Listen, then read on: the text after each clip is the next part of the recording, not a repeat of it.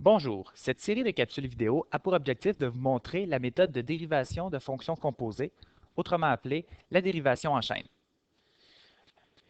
Je vous invite à aller dans votre cahier de notes de cours aux pages 76 à 78 et au cours de votre visionnement, prendre des notes correspondantes. Alors jusqu'à maintenant, dans les dernières semaines, nous avons appris à dériver des fonctions de base. Donc, des fonctions de base avec des opérations de base d'addition, multiplication, soustraction et division. Mais qu'en est-il des fonctions composées? Qu'est-ce qu'une fonction composée? Voici un exemple de fonction composée. F de x égale sin de x carré. Au cours des dernières semaines, vous avez appris que la dérivée de sin de x était cos de x. Est-ce que la dérivée de sin de x2 serait tout simplement cos de x2? Malheureusement, ce n'est pas le cas. Donc, on apprendra comment dériver cette fonction, qui est une fonction composée. Je vous donne d'autres exemples de fonctions composées. G de x ici, qui est égal à e à la 4x plus 7. Donc, dans une fonction composée, ce qui est important de comprendre, je reviens à sinus de x carré, c'est qu'on a une grande fonction, la fonction sinus, et une petite fonction, la fonction x carré. Donc, on a la petite fonction x carré qui est à l'intérieur de la fonction sinus de x. Ici, à la fonction g de x, on a la petite fonction qui est 4x plus 7. Donc, on applique d'abord 4x plus 7 et le résultat devient l'exposant de la base e. Donc, la petite fonction, c'est 4x plus 7 et la grande fonction e à la x. D'autres exemples, h de x est égal à ln de cos de x. Ici, cos de x est la petite fonction et ln, la grande fonction. Dernier exemple, k de x est égal à 3x8 moins 4x2, le tout exposant 5. Donc ici, la petite fonction, c'est celle qui est entre parenthèses, 3x8 moins 4x2, et la grande fonction, c'est x exposant 5. Donc, mettre notre petite fonction à la 5. Un des trucs pour identifier la petite fonction et la grande fonction, vous pouvez vous poser la question suivante. Si j'attribue une valeur à x, quelle sera la première opération que je ferai?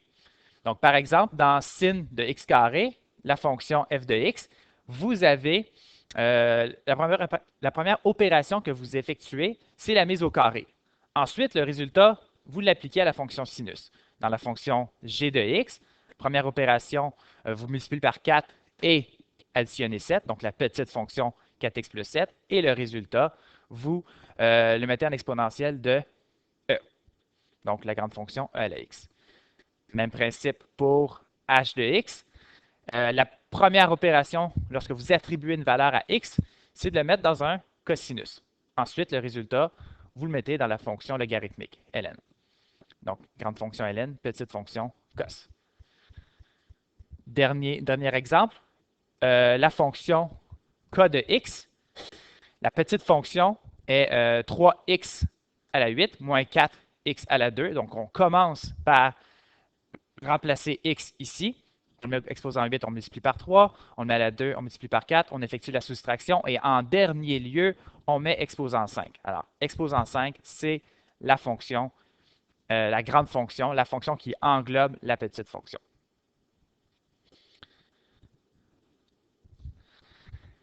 Alors, voici un exemple. Vous avez la fonction x à la 3, f de x égale x à la 3, et g de x égale 2x4 moins 7x.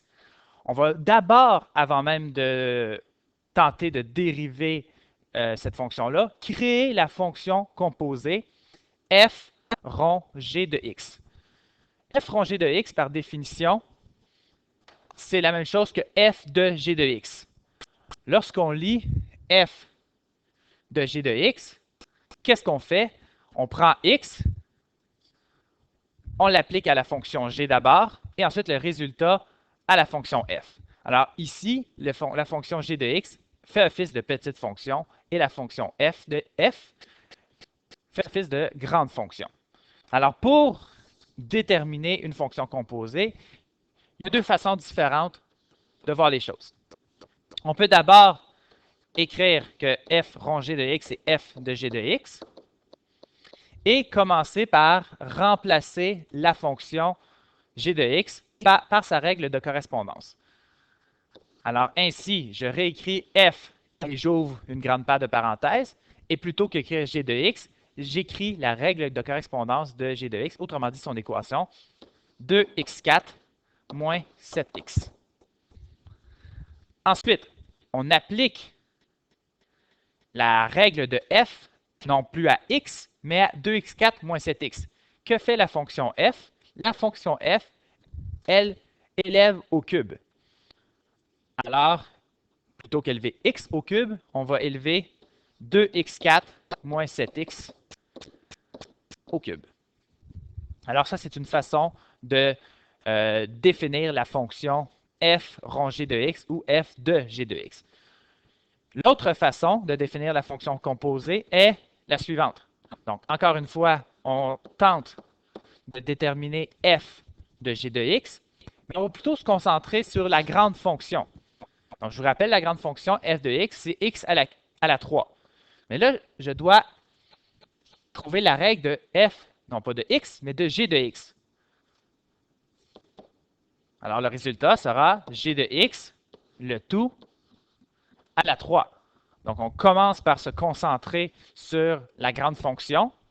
Et ensuite, alors là, dans cette manière de voir les choses, là, on va remplacer g de x par 2x4 moins 7x. Et on obtiendra le même résultat que dans le cas précédent. Donc, c'est la même chose, c'est juste deux façons différentes de le concevoir.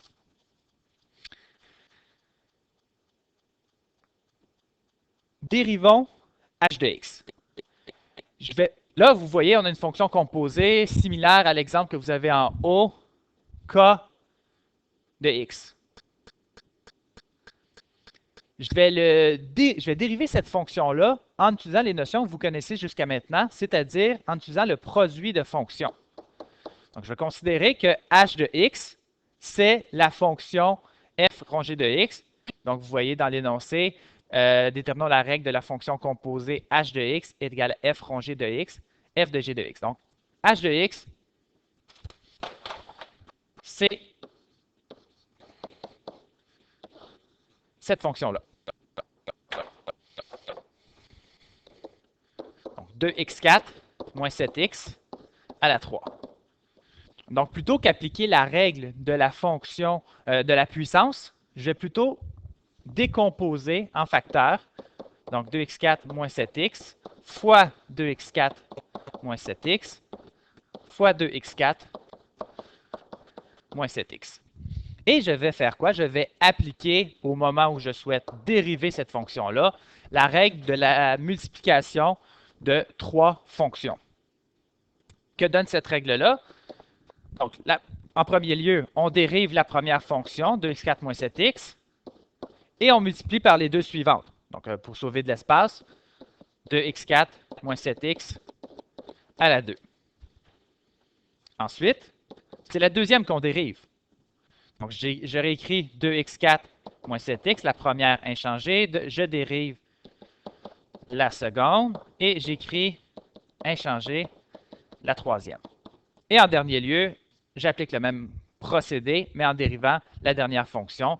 Alors, les deux premières fonctions demeurent inchangées. Je vais l'élever au carré. Et dernière fonction dérivée. Remarquez que ces trois gros termes-là sont identiques. Dans les trois cas, on a 2x4 moins 7x à la 2. Donc, dans le terme du milieu, c'est un peu plus difficile de le voir, mais on a 2x4 moins 7x fois 2x4 moins 7x. Et on a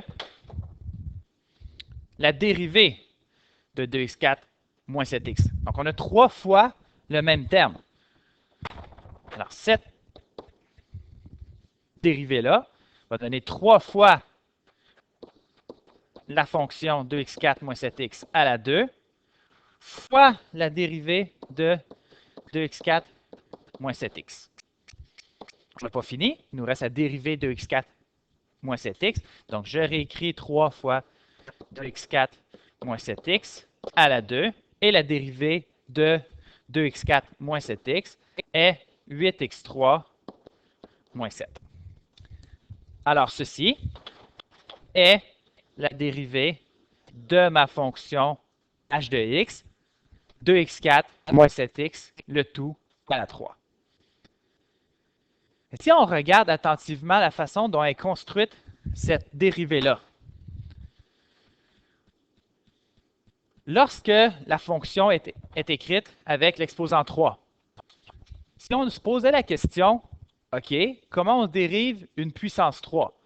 Donc, on dérive une puissance 3 en appliquant la formule de la puissance. Autrement dit, on amène le 3 en coefficient et on diminue de 1 l'exposant. Et si vous regardez ici, on a le 3 qui est venu devant et l'exposant a diminué de 1 et est devenu 2.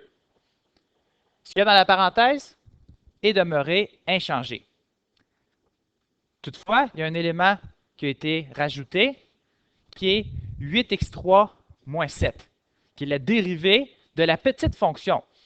Donc, autrement dit, lorsqu'on a une petite fonction avec un exposant, on applique la règle de l'exposant à cette fonction-là en la laissant inchangée, mais on va multiplier par la dérivée de la petite fonction, la fonction à l'intérieur.